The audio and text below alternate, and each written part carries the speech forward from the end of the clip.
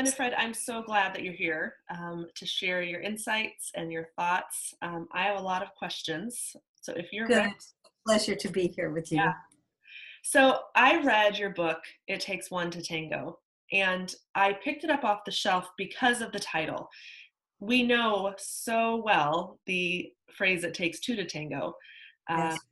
the tagline of your book then is how I rescued my marriage with almost no help from my spouse. Can you share a little bit about your personal struggles with your husband, Patrick? Um, Sure. yeah. Yeah. Okay. So the book title really is the true story. My marriage was okay. We were married about 10 years, and I reached a point where I was incredibly frustrated.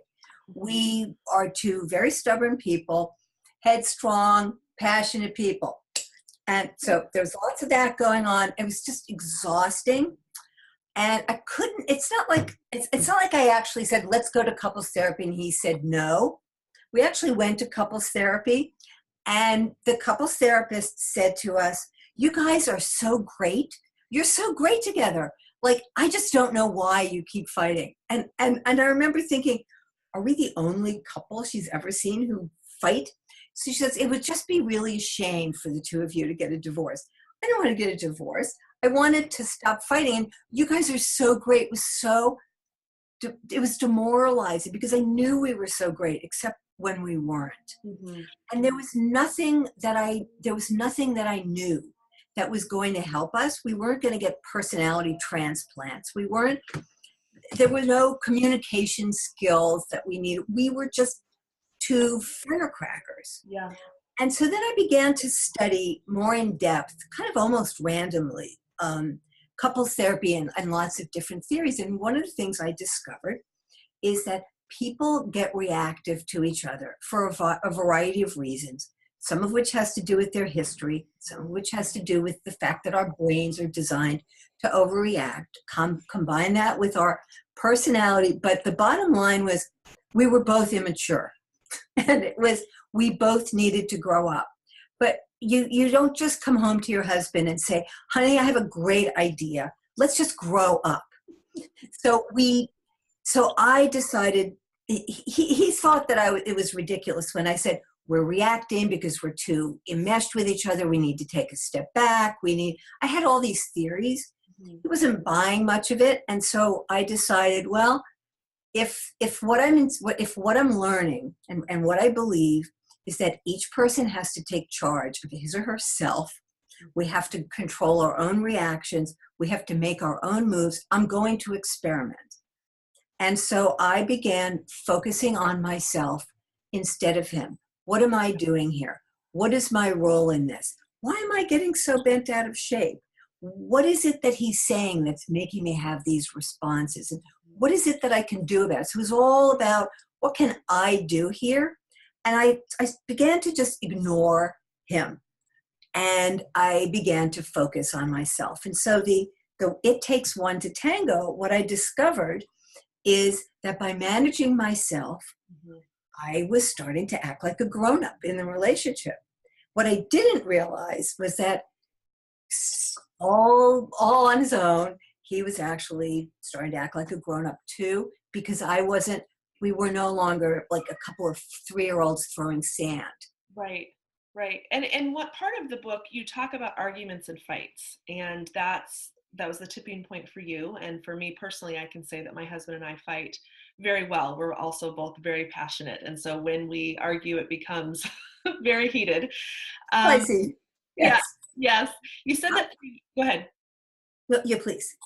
You said in the book that for years you assumed that the intensity of your reaction was a sign that you mattered to each other, and that you still were both feet in, like almost as if the arguments had to happen to prove that Yeah, you it's like, were well, passionate. yeah, Yeah. people say, like I was interviewed for, I don't know, it was a Chicago, some newspaper, and the headline that came out, it was the New York Post. The headline that came out is therapist's advice for a happy marriage: don't fight. Which was, and so then I took all kinds of flack on social media. That's ridiculous. That's ridiculous. The issue is that not that people shouldn't have conflicts, Yeah. but fights are idiotic. Fights are blah, blah, this, blah, blah, that. You said, I said this, or somebody's shutting down or collapsing or crying. So fights are circular and useless. We sometimes have to do that to blow off steam so that we can then get to a place where we're listening to each other and actually advocating for ourselves. But initially I thought, if I were to say, I don't want to fight about this, it would be an act of defeat rather than an act of wisdom. Yeah. And so then I realized, wait a minute, I don't have to go round and around. I wrote somewhere in the book that if one of us took a strong position, the two of us could argue about whether or not the earth was round or flat.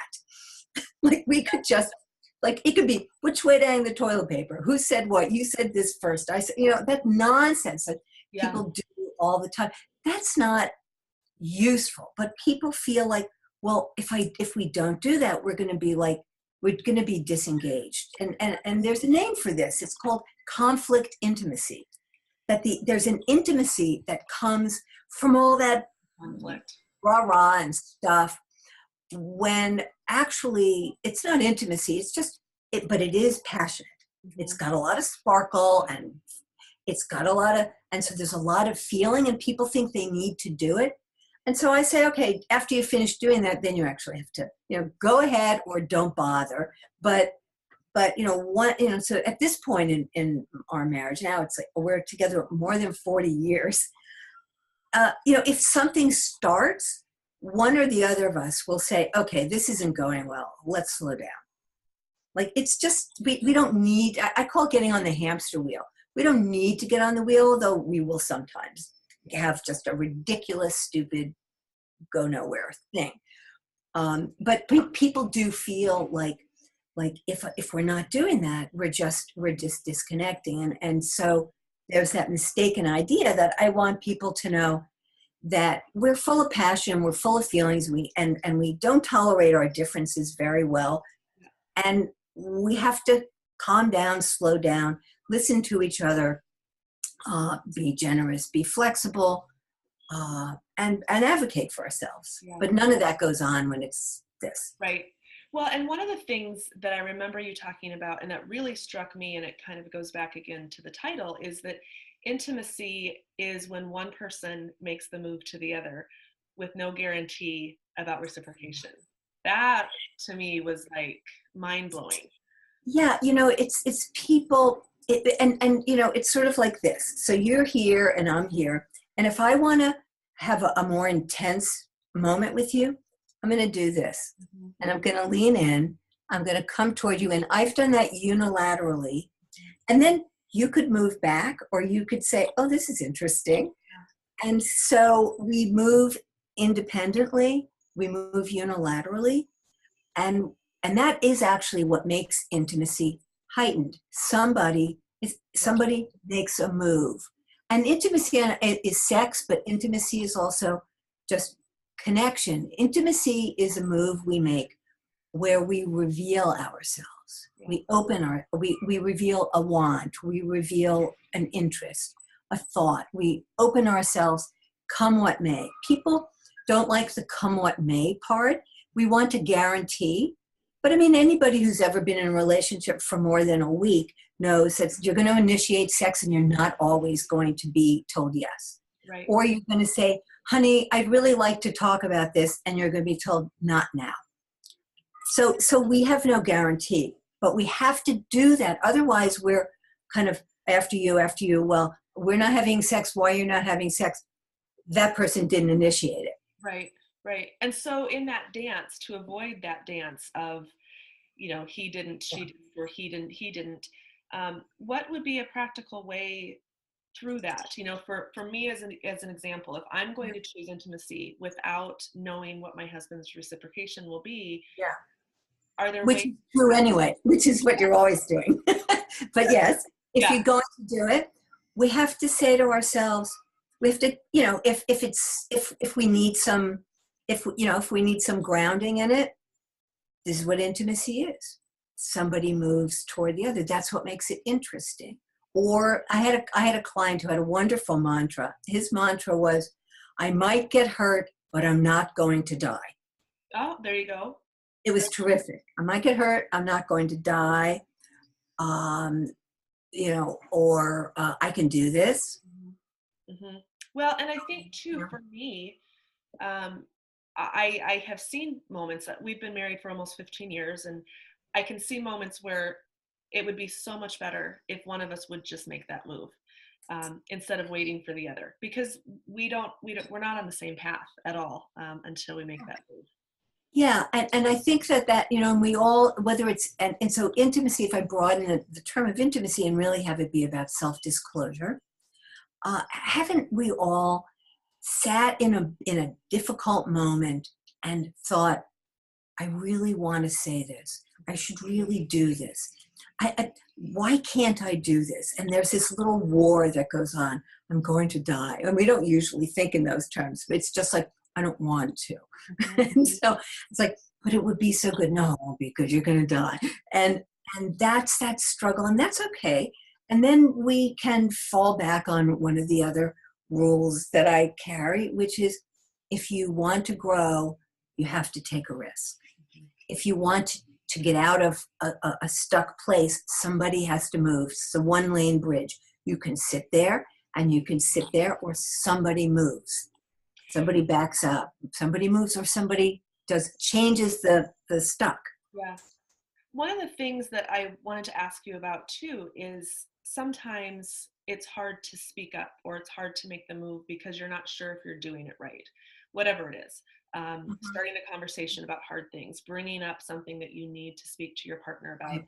Are Right. there ways that you can kind of blanket statement say, or to help someone push through that? Yeah, I have this little, I have an exercise that I call What's True.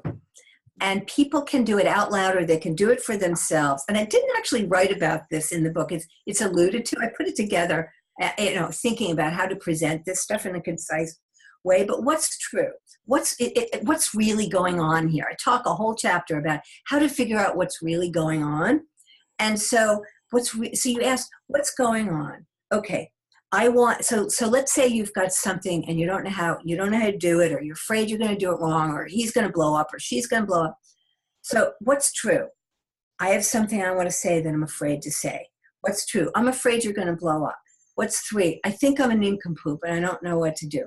What's true? This is really important to me. And then I say, good, start with all that. It's so simple. It's so obvious, It's like, start with what's already true, and So I'm really scared to bring this up, but it's really important to me. And I know that when we talk about this, you and I often get into loggerheads, and I'd really like to avoid that, but I don't know how. So at least I want to put it on the table, and maybe we can act like grown-ups, and maybe we'll fall down the hole. But I really think the two of us might be able to bring some strength to this. Yeah. Like that. I think so. Basically, we just all need a Winifred on our shoulder. That's true. That, or a more practical, a couple of little things you can say to yourself, like, it's okay to take risks. I'm not going to die. Growth is interesting, but it's also sometimes very scary. Not all change is terrific. Yeah. We learn from our mistakes. So having like a bunch of those. I have one on my wall.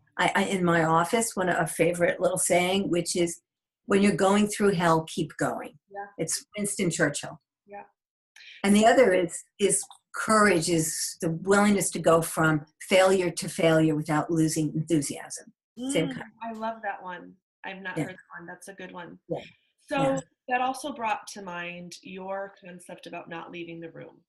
And as it relates to arguments and fights. And I know that for me and my girlfriends, when we talk about, someone calls the other and says, you won't believe what he said, and you start to get into what happened, and always someone leaves the room, stomping off in tears.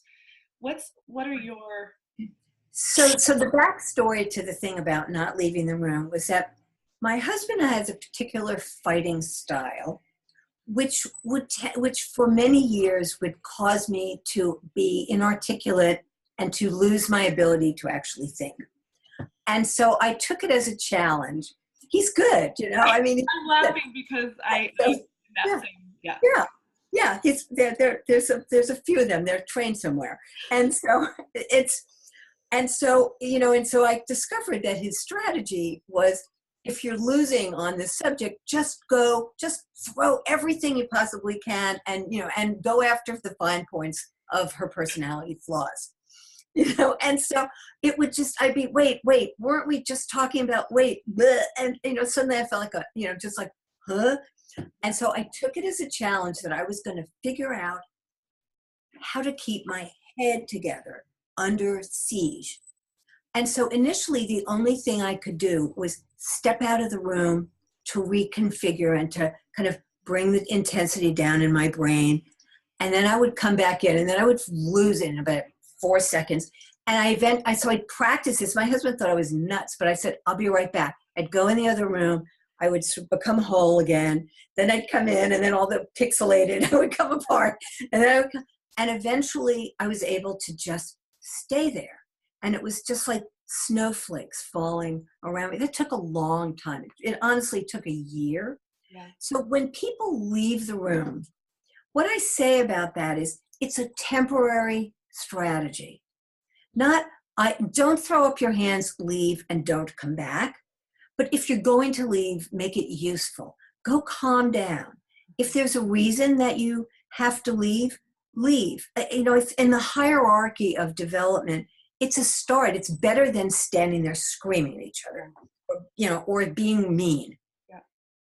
But people, it's a withdrawal. It's a giving up, and it's also hurtful. Like if you really don't come back. I mean, I've worked with people where someone goes silent for a week or a month, and it's like, honey, tell your father to pass the salt. It's just horrible. And so but if you have to leave the room, throw up your hands in disgust, oh God, blah, blah, say something nasty and leave the room. Okay. But then the question is, now what are you going to do? Yeah. Okay. So you acted like toddlers, threw sand, you left the room. Now what? Mm-hmm. And so there's always a now what. I don't care what idiocy people do. It's like, great. Oh, you did that. Ooh, that's not so great. And okay, good. Now what? It's funny that you say that, because that's actually been a real big theme with me is, and then what? You've done the thing, and then what? Because there has to be something next. So when I think about marriage advice and marriage wisdom, it's always around both people in a relationship putting in equal work, and it's always around changing the other. Or the desire.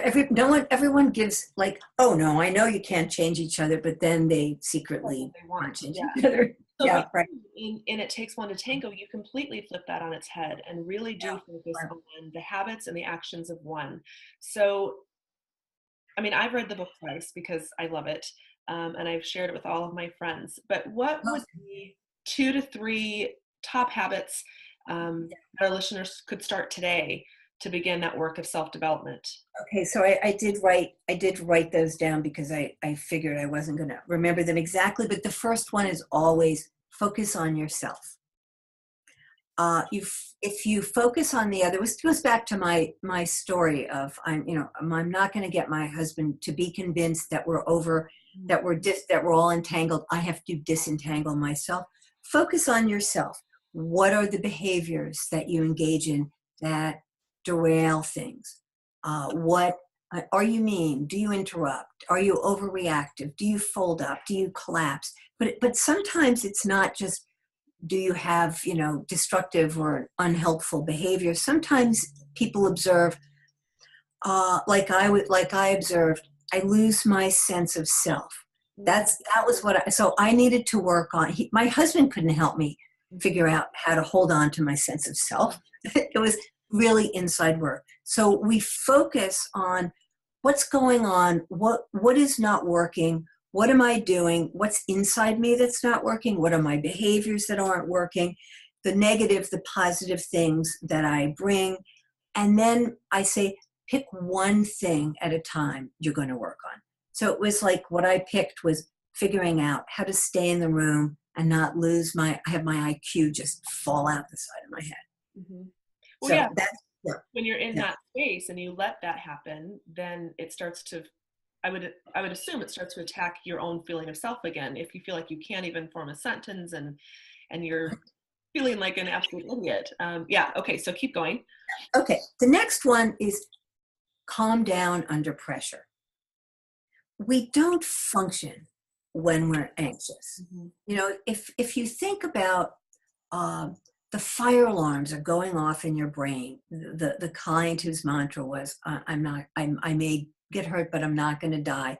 Before that, it's, I'm going to die. I'm going to die. She said this thing. He did that thing. I'm going to die. And your brain is not helping you. Your brain says, yeah, you're going to die. Mhm. And so we need to talk to our brain. We need to say, I'm not going to die. This is just scary, or I'm even making it scarier than it needs to be.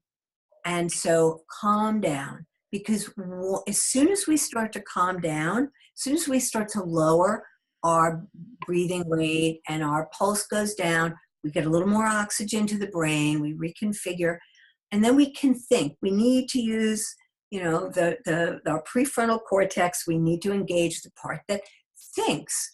And we have all these feelings, and feelings are fine, but feelings aren't going to help us say, so anyway, here's what's happening, and this is what I'd like to talk about. Or here's what I see. Or it's not going to help us say, honey, you need to give me the car keys. You've had too much to drink. Like being frantic is not going to help us Mhm. do those things. Yeah. And so we actually have to calm down. So we have to focus on ourselves. We have to calm down. And the last thing, I think, if I would only pick 3 things, focus on being as kind and generous as you can be. People say, well, I'm already away. I'm an overgiver. That's not generosity. That's overgiving. Generosity is when we actually, from within ourselves, generosity is when we have enough inside that we have something to give, Yeah. where we can be kind and generous. It's, the Dalai Lama says, be kind whenever possible. It is always possible. Possible. Yeah. It's always possible. It's hard, but it's always possible. Can you share a little bit for those that might be listening that, like you said, you guys weren't in dire straits? My husband and I have a healthy relationship, but we have fights. What about the people where it's a little bit more um, Yeah. of an urgent matter? Where it's getting to the point of a consistency, either with fighting or Well, um, yeah, just misery. Well, actually, I would say, though, my husband and I, our relationship was really on the rocks, because it was unsustainable in that kind of, um, because we would have these conflicts, but then we didn't have a good repair strategy. And so it was like a continuous erosion of the basic well-being. So it was serious. And so for people where, a lot of people, I see a lot of people in my practice, people have written to me about the book, that people are really, it's their last stop. They're at the end of the line. And the thing that many of them haven't tried, although they think they have, is this unilateral changing themselves. They say, I've tried everything. I've already done it. I've already changed everything. He's a nincompoop. She just doesn't want to change. She's a narcissist. There's all this stuff. But what most people haven't tried is, it's not just changing yourself, it's strengthening yourself. So I'm working with a couple where the guy is very well meaning, but he's fairly rigid. And she is starting to get strong enough to be able to say, instead of like, he's making me miserable, I can't stand this, you need to stop this. She's just at the place where she's starting to say to him, it makes me incredibly sad to see you getting so freaked out about these things that are not that important, and they're important to you.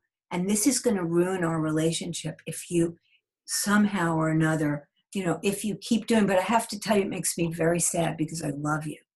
Like it's, and so that takes a kind of strength where she doesn't take it personally anymore. She actually starting to extend, honey, you're making yourself really miserable, and I don't know how to help you with that.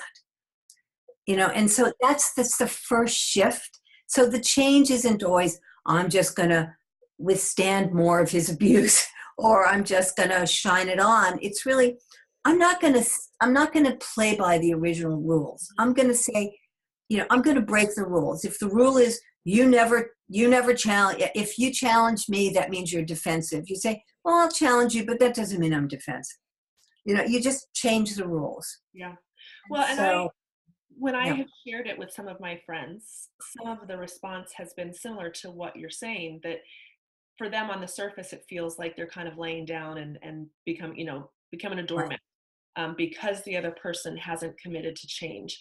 Um, what's your experience with that? Because I can understand that if you are consistently self-improving, self-development, all of that, Okay. but the other Yeah. isn't. Okay. So the truth is that, you know, we can grow to the point where we really outgrow our partner. It happens. But it's more often what happens is as we grow, the other person, but almost by definition, has to change Mhm. because the context is changing. If you're not arguing your side of the thing, Uh, it what happens? The person might get frustrated, but you're not hooking at some. It's like the Velcro. As I call it, the Velcro theory of relationships. If you have the sticky stuff and they have the fuzzy stuff, there you go. But if you don't have the sticky stuff anymore, so you ever have any Velcro that gets fatigued, it doesn't stick. And so that starts to change. And it really isn't about um, I'm doing all the work. It's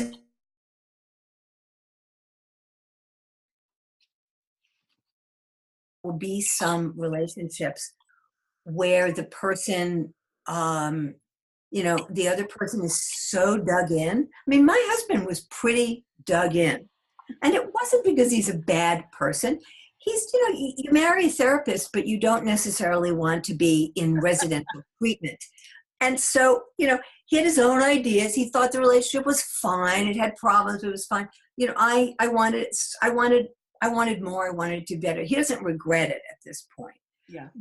But people get really dug in and they get fearful. And so we also have to take into account that change is frightening to some people, Mhm. or they lack imagination. And so should we live at the lowest common denominator just to make it takes two to tango, just to make that right? Well, you have to meet in the middle. I don't want to meet in the middle. I don't want to meet halfway. Halfway I don't want to meet yeah. halfway. I want the thing that's good. I don't want to go half good. I don't want it half baked. Yeah. And so people have to throw out it takes two, meet in the middle, everyone doing their equal share. If everyone did their equal share in a family, or if we couldn't function, if everyone didn't do their 50%, nothing would happen. Yeah. Well, okay. So then the question that leads me to, and we'll start to wrap up, but how long? You said it took you guys about a year. Um, Well, it's it took me a year to keep my head together okay. in the context of our fights, which then things picked up steam. Okay. After that, there were we didn't do this anymore because it didn't happen, because I didn't argue, I didn't go wait.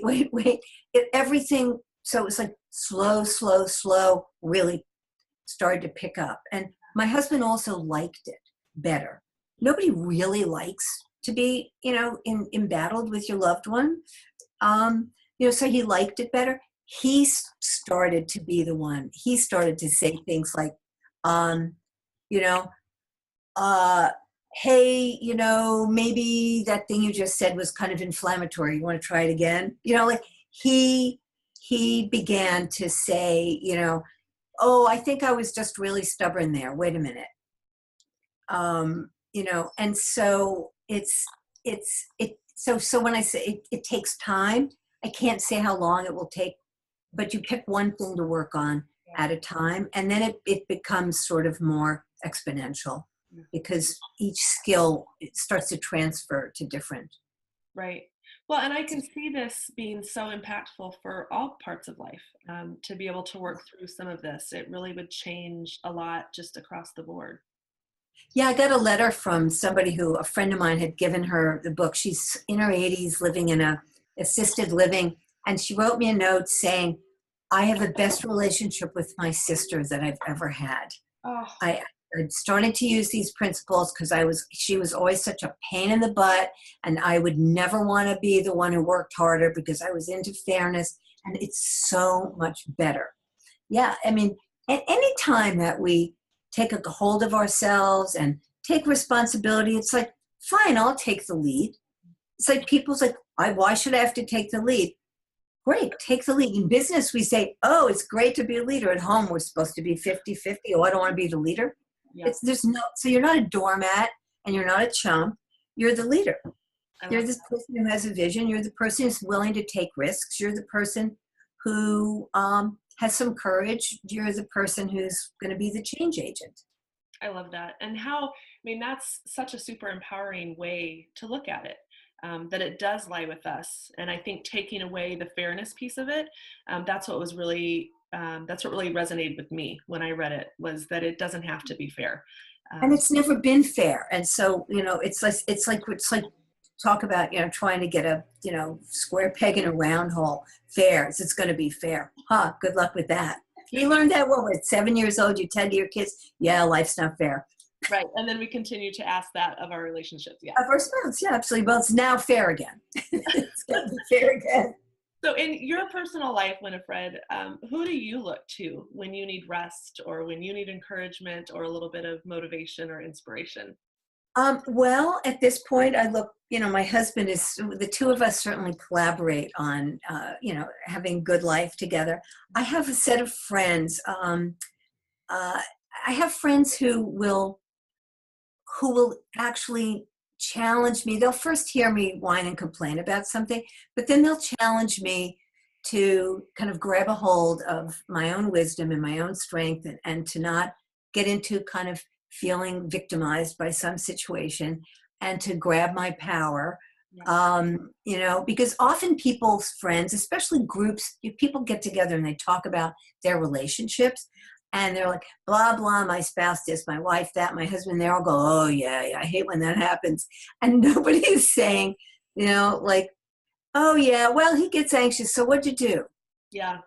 And so I have friends who say, oh, yeah, yeah. I have one friend, we play this texting game, which is called, I text to her and I say, my husband is a wonderful man. And then I say, blah, blah, he did this thing with all these emojis and bombs and things and then I frame it with, my husband is a wonderful man. I And love so we have this, and she'll write, yeah, my husband is a great guy. And he took 4 hours to go to the blah, blah, and I'd like to shoot him. My husband is a great guy. that. But that is so important. And I think you're right. Like when we get together with our friends, we don't challenge each other. And we could even suggest that as a challenge to ask your friends, and now what? So he is, or he did that, or what have you, and now what? Yeah. And yeah, what did you do? And then if they might admit, well, then I, gave him the finger, or then I poured water on his head, or then I just rolled my eyes, whatever it is. Okay. And then what did you do? Yeah. So this is what I do with my couples, it's like, I don't care. It's like, oh, you did that? Oh, yeah, I can remember feeling like I wanted to do that. I never really did that, though. So then what did you do? Yeah. We're all kind of in this big soupy mess. Just trying to do it, trying to not get thrown overboard in the rough seas of it. And so, it's like, yeah, it's hard. Relationships are hard. So what are you going to do? Well, you're going to leave this relationship, go find a relationship that's not hard. I don't think so. But we don't have to stay with people. It is a choice. Yeah. It's a choice. We can either stay or leave. And if we're going to stay, the choice is we can either figure out what we're going to do with ourselves under the circumstances, or we're going to go completely nuts. Yeah. Well, and I liked what you said about wanting to be up here. Instead of choosing to stay down here, part of the choice might be to pull up yourself to that higher level. Yeah, I loved it when Michelle Obama said, when they go low, we go high. I was like, yep, That works. there you go. Almost every That situation. works. Yeah. That works. You shared a couple of really great quotes earlier. What's your personal mantra? I think it will be fall 7 times, stand up 8. I love that. It's a trial and error. I think life is a trial and error, and so uh, I have a lot of determination and curiosity, and sometimes it gets me into a lot of trouble. But it's just keep going, check it out. Don't believe you've ever tried everything. My teacher used to say, if somebody says to you, "I've tried everything," say to them, "Have you tried pouring chocolate sauce on your head?" And they go, "What does that have to do with it?" And you say, "I don't know, but that means you haven't tried everything." Yeah. Well, and sometimes we get so caught up in what we think we know that we stop looking for other answers. So I like that you brought up curiosity. Yeah. Yeah. Where can our listeners find you and your book? Well, my book is in all the usual places. It's been seen in actually real bookstores. Barnes and Noble has it on the shelf in the relationship section. It's on Amazon. I have it's it. You can also get it. Your bookstore will order. I'm a big use your independent bookstore kind of person. Have them order it. Have them order a couple extra copies. Um, and you can find me. I write a blog. I have a relationship advice blog called Speaking of Marriage. I haven't written on it very often lately, doing the book stuff, but coming soon, more of it. Um, and I have a practice in Berkeley, California. But there's lots of stuff on I think you're going to have like a thing with website addresses and stuff. Yeah, so winifredreilly.com. I have lots of information about how to find a good couples therapist, because not everybody lives in California. And, people going to be all over the world looking for, how to know you've got a good couples therapist, what to look for, and what to do if you haven't got someone to work with, what kinds of things you can do on your own. That's good. Those would be great resources. Thank you so much for. It's really been a pleasure. It's been so much fun talking to you. Yeah, you too. Thank you, Winifred.